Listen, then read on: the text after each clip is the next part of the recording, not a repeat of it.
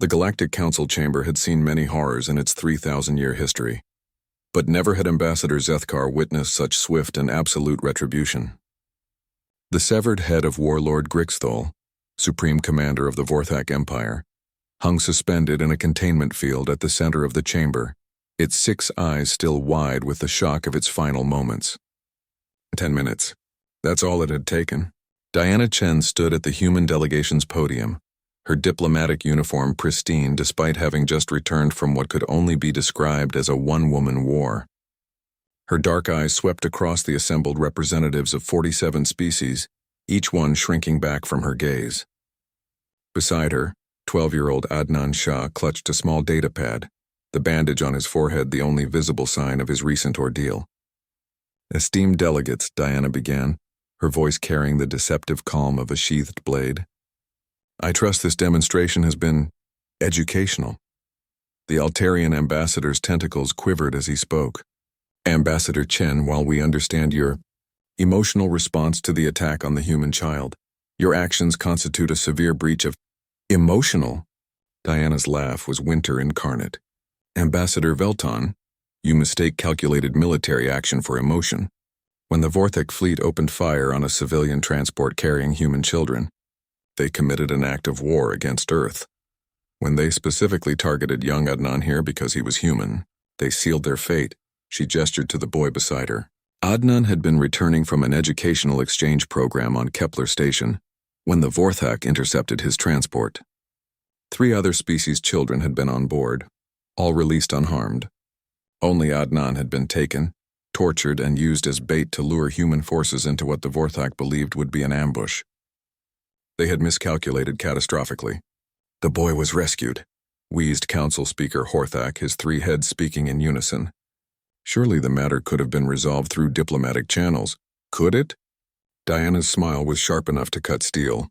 "Tell me, Speaker, when the Zelthani attacked a Gornish child last century, how long did it take for the Gornish armada to reduce their homeworld to ash?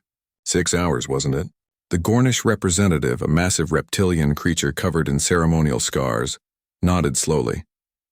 "The Zelthani learned the price of harming our young.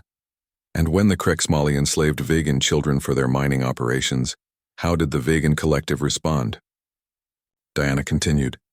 The vegan ambassador, a graceful humanoid with silver skin, spoke quietly. "We glassed 17 Krexmali worlds. Yet when humans respond to an attack on their children, suddenly we've gone too far?" Diana's voice rose, carrying across the vast chamber. "Let me clarify something for all of you." She activated a holographic display, showing the rescue operation in brutal detail.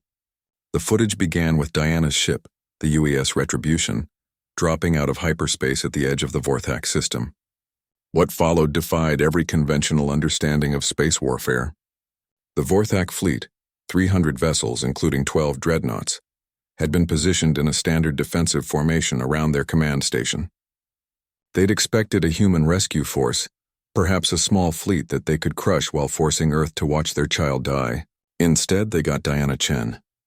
The hologram showed her ship, a modest frigate by any standard, accelerating directly toward the fleet's center. Weapons fire from the Vorthak vessels washed harmlessly over her shields, which pulsed with an energy signature none of them recognized. "Impossible," breathed the Altarian. "No single ship could withstand that barrage." "Human shield technology has advanced significantly since our last update to the Council database," Diana said casually. "We've been busy." The recording showed Diana's ship passing through the Vorthak formation like a bullet through tissue paper. Each vessel she passed simply ceased to exist, not destroyed but somehow deleted from reality itself. In the space of 4 minutes, 300 Vorthak ships became debris clouds. "What weapon is that?" demanded the Thornish representative, his mandibles clicking in agitation. "Classified," Diana replied. "But I will say this. It only works on those who harm human children. Something to do with quantum resonance patterns unique to predators who target the innocent." She was lying, of course. The weapon worked on anyone, but they didn't need to know that.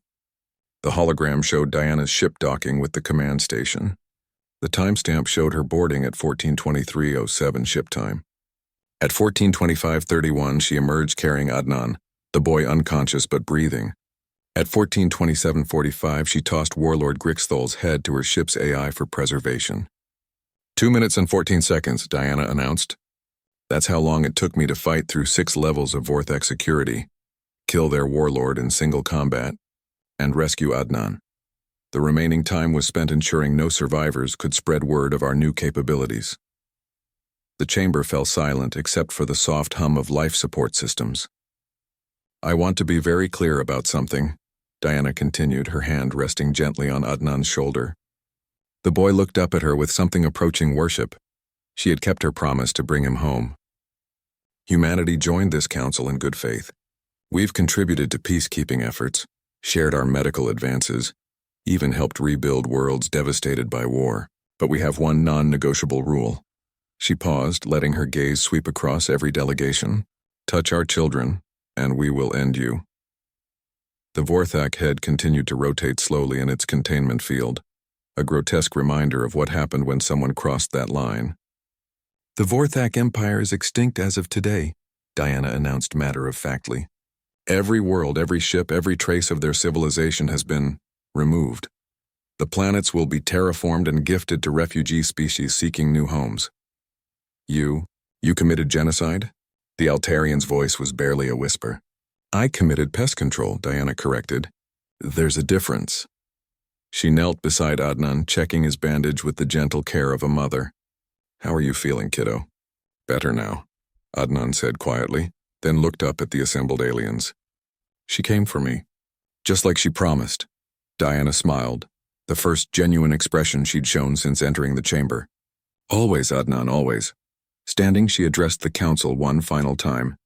We hope this clarifies humanity's position on child welfare. Are there any questions? The chamber remained silent. Good. We'll be taking our leave then. The human delegation will resume normal diplomatic relations tomorrow, assuming, of course, that no other species feels the need to test our resolve. As Diana and Adnan walked toward the exit, 47 species watched in silence, each representative making careful notes about updating their first contact protocols. Rule number 1, never harm a human child. The Vorthak had learned that lesson too late. The rest of the galaxy wouldn't make the same mistake.